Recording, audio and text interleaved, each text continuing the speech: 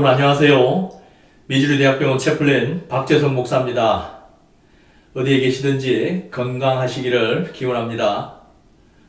오늘 제가 선택한 한 줄 본문은 마태복음 10장 16절의 말씀입니다. 보라, 내가 너희를 보냄이 양을 이리 가운데로 보냄과 같도다. 그러므로 너희는 뱀같이 지혜롭고 비둘기같이 순결하라. 아멘. 지난번 그 부활절 설교 이후로 계속 우리가의 소명, 우리가 이제 예수님께서 아버지의 보내심을 받은 것 같이 예수님의 제자들을 이렇게 보낸다고 부활하신 다음에 그 제자들의 평안을 비시면서 처음으로 주신 그 사명, 그걸 곰곰이 생각하다 보니까 또 이 말씀이 떠올라서 여러분과 함께 그 은혜를 나누고자 합니다. 많은 경우에 성경의 말씀, 특히 이제 예수님의 어떤 비유의 말씀이나 그런 말씀을 우리가 해석할 때 종종 우리가 하는 실수가 뭐냐면은 너무 그 비유 자체에 포커스를 맞춰가지고 그냥 그 비유의 말씀만 가지고 딱 떼내서 그냥 내 상황하고 연결을 시켜서 그냥 해석해버리는 그런 어떤 오류들이 상당히 많은 것 같습니다. 특별히 이제 예수님께서 하시는 이 이제 비유의 말씀, 예수님이 이제 제자들을 그 세상 속으로 보내실 때, 뭐 어떻게 보면 1차 전도 이제 파송 같은 그런 장면인데요. 그러면서 이제 병을 치료해 주시는 이제 그런 권능, 기술을 쫓는 그런 권능도 주시면서 어떻게 하고 이제 가는데 이제 전도의 대상이 되는 사람들이 누구인지까지 구체적으로 앞에서 이제 다 밝히십니다. 그래서 사마리아 그런 이방 땅 여기는 이제 가지도 말고 들어가지도 말고 곧장 그 이스라엘에 잃어버린 그 양들을 찾아서 그렇게 이제 전도를 하라고 이제 쭉 구체적으로 이야기를 이제 하시면서 중간에 한 번 더 이렇게 강조하시면서 내가 너희들을 이렇게 보내는 것이 정말 마치 이리들 가운데 양을 보내는 것과 같다. 그래서 정말 뱀같이 지혜롭고 그리고 비둘기처럼 그렇게 순결 해야 된다라고 이제 말씀을 하고 계시는데요. 많은 경우에 성도님들이 이걸 이제 가지고 이 뱀같이 이제 지혜로우라는 게 먼저 앞에 나와 있지 않습니까? 그렇게 성경을 해석할 때 이제 들은 건 있으니까 뭔가 이렇게 예수님이 먼저 강조하시는 게 이게 중요한 거다.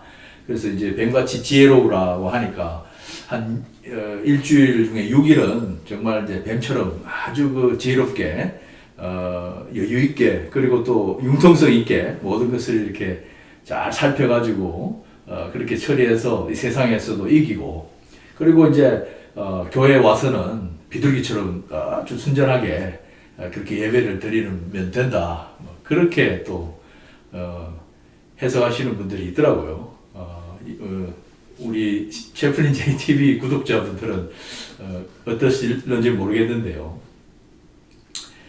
여러분들은 제일 먼저 이 비유의 말씀을 들으실 때 어떤 느낌이 드십니까? 뱀처럼 지혜로우라 하면은 아무래도 좀 거부감이 좀 드실 것 같아요.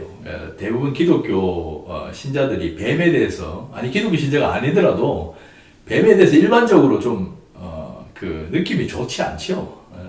그리고 특별히 또 이 성경에는 뱀에 대해서 특별히 어떤 그 사탄, 그 악의 화신으로 그렇게 이제 묘사가 되어 있기 때문에 실제로 또 창세기 그 3장에 이제 그런 선악과를 따먹게 하는 그 인간을 유혹하는 그 동물이 이제 또 뱀으로 그렇게 이제 기술이 되어 있기 때문에 특별히 그렇습니다. 그래서 과연 그런 뱀을 통해서 우리가 무슨 지혜를 배워야 한다는 것인지 예수님께서 이렇게 말씀을 하시는가 해서 좀 의아해 하실 부분이 분명히 있으실 거예요. 그러나 또 동시에 뱀이라는 것이 그 창세기에서도 설명이 나오지만 동물 가운데, 피조물 가운데 가장 간교하더라. 한글로는 그렇게 약간 부정적으로 번역이 되었습니다만 그 상황 자체가 그래서 그런데 그게 지혜롭다는 말이거든요. 지혜롭다. 아주 그 영특하고 영민하고 상황 판단을 잘하고 통찰력이 있다. 그런 뜻이거든요. 그래서 이제 동물들 가운데서 가장 이제 그런 환경의 변화나 그리고 주변의 어떤 위험이나 이런 것들을 잘 감지하는. 근데 이 생물학적으로는 눈은 굉장히 나쁘다고 그래요. 뱀은 눈이 아니라 열 감지 시스템. 마치 말하자면 이제 적외선 그런 카메라를 장착한 것처럼 이 혀를 통해서 그리고 온 몸을 통해서 이 주변을 그렇게 감지를 잘 한다고 그러네요. 그래서 그거는 뭐 근동 지방도 그렇고 그리고 또 우리 극동에도 그런 뱀에 대한 어떤 그 좀 긍정적인 부분, 그건 뭐 아마 옛날 사람들이 이 뱀이 가지고 있는 어떤 습성, 그 허물을 벗고 계속 이렇게 생명력 있게 살아가는 어떤 그런 모습들을 보고, 야, 이게 참 신에 가까운가 보다 뭐 이렇게 이제 생각한 것에서부터 이제 비롯됩니다만, 재밌게도 참 이집트나 또 근동이나 그리고 우리나라도 마찬가지고요. 옛 동화들 이런 거를 보면은, 전승이나 이런 것들 보면 뱀이 이제 집을 지키는 어떤 수호신과 같이 그렇게 이제 묘사된 부분들이 있거든요. 그래서 뱀이 이제 특별히 이제 우리 한국 같은 경우는 이제 뭐 구렁이라 그러죠. 구렁이가 이렇게 집에 이제 사는데, 구렁이가 집을 떠나면은 그 집에 아마 재앙이 닥칠 것이다 하는 뭐 그런 이야기들. 그게 근동 지방에도 그런 이야기들이 있고, 그리고 또 우리나라 같은 극동에도 그런 이제 이야기들이 전해지고, 또 성경적으로는 뱀의 긍정적인 측면은 놋뱀이죠, 놋뱀. 모세 시대에, 그때 광야 시대에 불평하는 그 이스라엘 백성들이 하나님께서 이제 벌을 내리시는데, 모세에게 이제 또 그 구원의 방편을 또 주시죠. 그게 뭐였냐면은 이제 놋으로 만든 뱀을 이렇게 세워서 그것을 이렇게 바라보게 해서 그 뱀의 독뱀에게 물린 사람들을 고쳐주는 그런 이야기가 성경에 또 나오지요. 그래서 이 뱀이라는 것이 양면성을 지니고 있는데, 오늘 이 비유에서는 예수님께서 분명히 그런 긍정적인 그런 그 주변의 상황들을 잘 판단하고 그 위험들을 잘 감지해서 그 위험들을 이렇게 회피하는 그런 어떤 능력, 그런 지혜를 이야기하시고 계신 것 같습니다. 왜냐하면 지금 이 상황은 어떤 그 일반적인 어떤 삶의 부분에서 이야기하는 것이 아니라 아주 구체적이고 그리고 특별한 상황을 염두에 두고 말씀하고 계시는 거니까요. 바로 이제 그 제자들을 파송하면서 전도하는 과정에서 너희들이 어떻게 해야 되는가, 그리고 너희들을 보내는 내 마음이 지금 어떤가 하는 것을 지금 보여주고 있는 것 같거든요. 그래서 예수님 말씀대로 정말 그 이리 때 가운데 양을 보낸다. 참 그 얼마나 마음이 안타깝고 답답하시겠습니까? 근데 사실 이건 예수님이 또 그렇게 이 땅에 오셨잖아요. 그죠? 똑같은 상황이라고 저는 이제 생각이 들고요. 그러나 예수님께서 이제 그 상황들을 다 이제 이 당시만 해도 제자들이 예수님이 하나님으로 아버지로부터 보내심을 받아서 이 땅에 말씀이 육신되어 오신 것 자체를, 그 계획을 완전히 알았을 때가 아니니까 말이죠. 그래서 무엇보다도 너희들 그 몸, 그리고 너희들의 생명, 너희들의 안전, 그것이 굉장히 중요하다, 내 마음에. 참 그래서 스승의 마음, 그리고 그 아버지의 마음, 이게 뭐 옛날에는 다 같다고 그러지 않습니까? 그런 측면에서 보면은 정말 그 부모가 자식을 어려운 곳에 타지로 보낼 때 그때 느껴지는 그런 마음이 조금 느껴지거든요. 그러면서 제일 먼저 강조하시는 것이 바로 그 뱀의 지혜, 그 어떤 위험을 감지하고 그 상황을 판단하고 위험을 회피하는 그 능력, 그 지혜를 강조하시는 부분에서 참 예수님께서 제자들을 지극히 따뜻하게 정말 그 생각을 하셨구나 하는 생각이 들고요.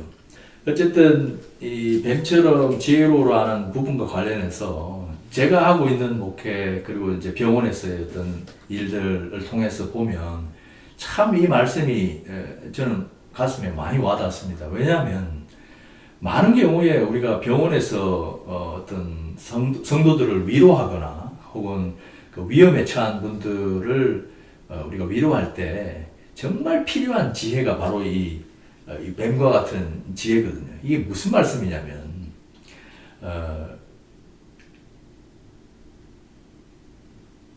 우리가 병원에 와서 혹은 정말 지금 긴급한 어떤 어려운 상황에 처해서 뭐 사고가 나거나 사건을 당하거나 그런 상황에 계신 분들을 우리가 대할 때 왜 이런 뱀 같은 지혜가 필요한가?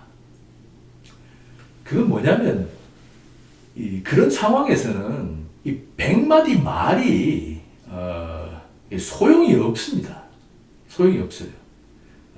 그 상황에서 가장 중요한 것은 그 사건이나 그 사고를 당한 사람의 마음을 우리가 주의 깊게 관찰하고 그 상황들을 우리가 주의 깊게 보면서 그분들로 하여금 말을 할 수 있도록, 그래서 그분들의 상황을 그분들의 입을 통해서 경청하는 일이 가장 중요하거든요. 말씀을 안 하시면 그냥 가만히 있으면 돼요.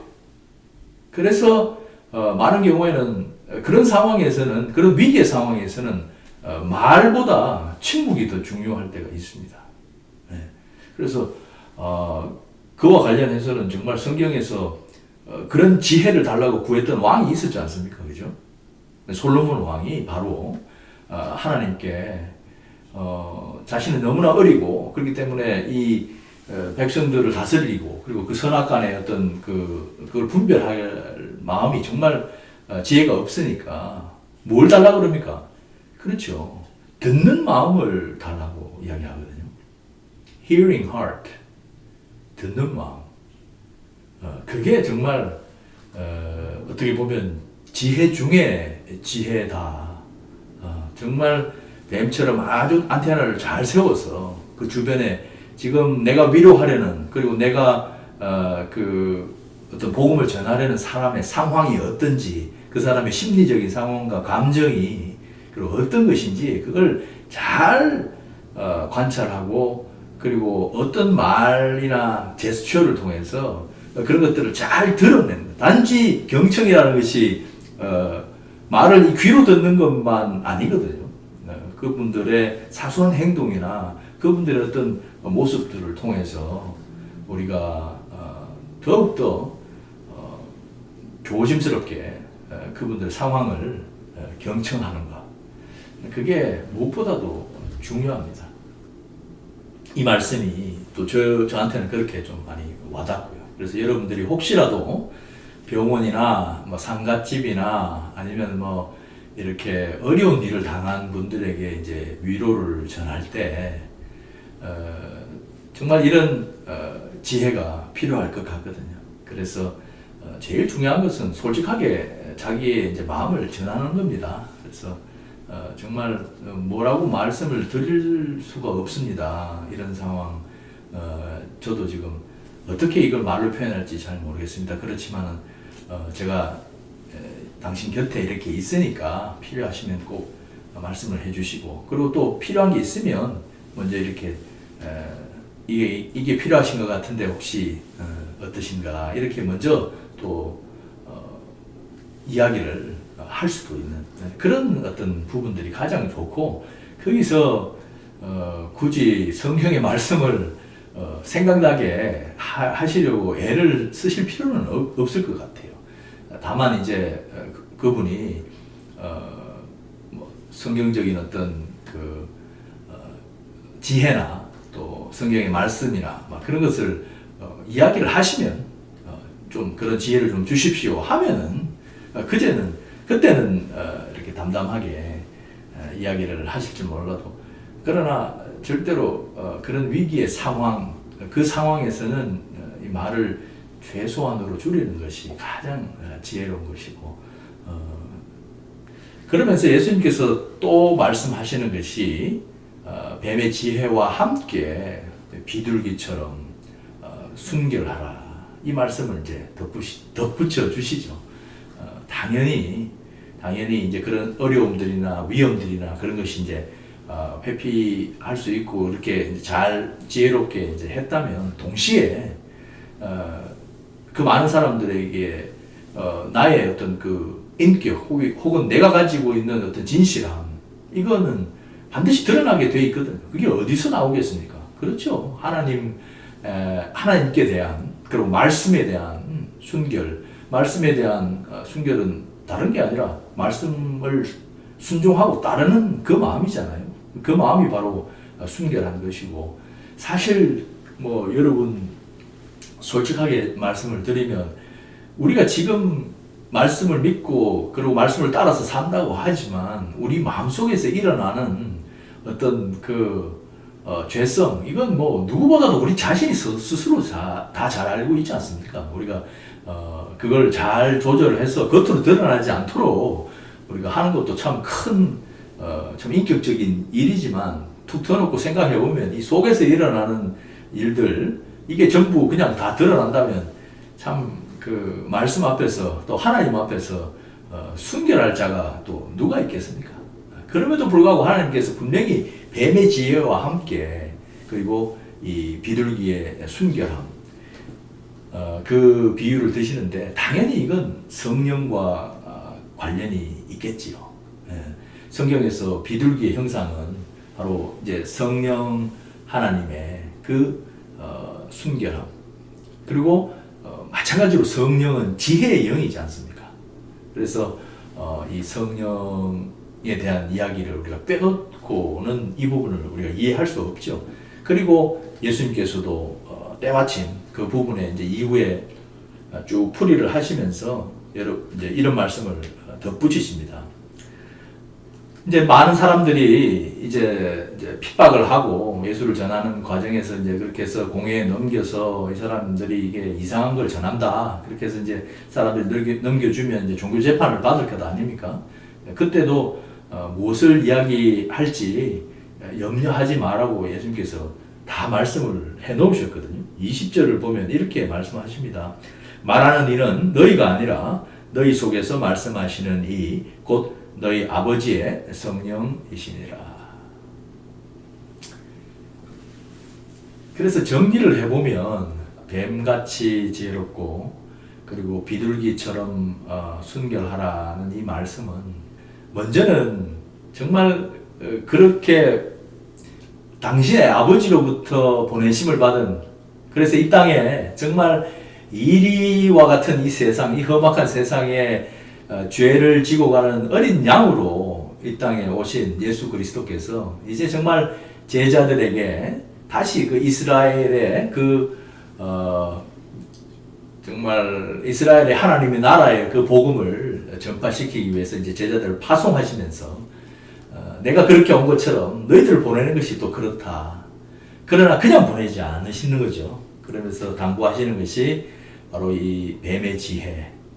정말로 너희들의 몸을 잘 지킬 수 있도록 정말 지혜롭지 못하게 그냥 막 들이대 가지고 너희들의 몸을 상하게 하고 그렇게 해서 죽는 것이 뭐 영광이고 순교고 저는 그렇게 해석되지는 않거든요. 사실 예수님께서 바라시는 것은 특별히 여러분과 우리 자신의 안전이고 그리고 그것을 위해서 뱀 같은 지혜를 발휘하라고 말씀하시는 것 같고요. 그러나 동시에 우리가 가져야 할 태도는 바로 아버지의 말씀 앞에 순결하고 또 말씀 앞에 순종하는 그 마음의 자세. 그런데 이 말씀을 통틀어 보면은 우리 스스로 어떻게 순결할 수 있고 우리 스스로 어떻게 그런 지혜를 우리가 발휘할 수 있겠습니까? 그래서 결론은 성령께 의지하는 거죠. 우리가 예수님께 의지할 때 그 예수님의 영이신 그리고 아버지의 영이신 이 당시에는 이제 예수님께서 함께 계시니까요. 아버지의 영이 이 제자들과 함께 하셨던 것처럼 지금 상황도 마찬가지 아닙니까? 지금도 우리가 처해 있는 모든 상황 속에서 우리가 하는 모든 행동들이 직장과 학교와 그리고 가정과 우리가 처해 있는 모든 상황 속에서 우리가 하는 모든 행동들을 누군가는 보고 있죠. 가족이 보거나 동료가 보거나 그리고 하나님께서 또 보고 계시죠. 그런 상황 속에서 닥치는 모든 일 속에서 뱀처럼 지혜롭게 그리고 비둘기처럼 순전한 마음을 가지고 아버지의 사랑을 전하는 것, 아버지의 그 가르침을 전하는 것, 우리의 몸으로 실천하는 것, 희생하는 것, 그 모든 과정에서 가장 중요한 것은, 그리고 예수님께서 비유로 설명하신 뱀처럼 지혜롭고 비둘기처럼 순전하라는 그 말씀의 핵심은 결국은 우리가 주님께 의지하는 그 마음, 주님 앞에 주님은 모든 것, 나는 아무것도 아닙니다 라는 그 마음, 그 겸손의 마음이야말로 바로 뱀처럼 지혜롭고 그리고 비둘기처럼 순전할 수 있는 비밀이 아닐까, 그런 생각이 듭니다. 한 주간도 정말 주님 안에서 성실하고 그리고 정직하고 그리고 겸손하게 이 아버지의 사랑 그리고 주님의 사랑, 이걸 주변 사람들이 다 알 수 있도록 이렇게 잘 전하시는 그런 삶이 되시기를 주님의 이름으로 축원합니다. 우리 그런 의미에서 오늘 말씀 잘 생각하면서 아버지의 마음 우리 함께 찬양하겠습니다.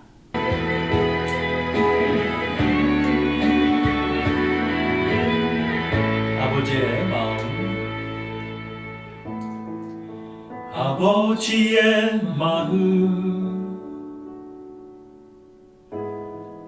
열방을 사랑하시는 한 영혼을 천하보다 귀하게 여기는 마음, 아버지의 마음, 가난한 자 억울한 자 빛이 없는 자들에게 구원의 의를 알리는 마음, 가서 전하세 아버지 사랑, 잃어버린 영혼 돌아오도록 가서 나누세 아버지 사랑, 모든 열방 구원에 이르도록. 그렇습니다. 하나님, 우리의 하나하나, 우리의 작은 행동들, 우리의 작은 지혜, 우리의 순전한 마음들이 모여서 하나님의 이 사랑, 하나님의 이 계획, 이 구원의 큰 계획이 이루어짐을 다시 한번 깨닫습니다. 지혜롭게 살게 하시고, 그리고 그 속에서 무엇보다도 하나님 앞에 순전하게 주님만 의지할 수 있는 그 마음을, 그 듣는 마음을 허락하여 주시옵소서. 하나님, 아버지의 마음, 가난한 자 억울한 자 빛이 없는 자들에게 구원의 의를 알리는 마음, 가서 전하세 아버지 사랑, 잃어버린 영혼 돌아오도록 가서 나누세 아버지 사랑, 모든 열방 구원에 이르도록 내 눈을 여소서,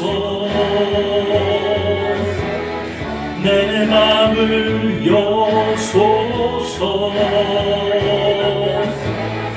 내 눈을 여소서,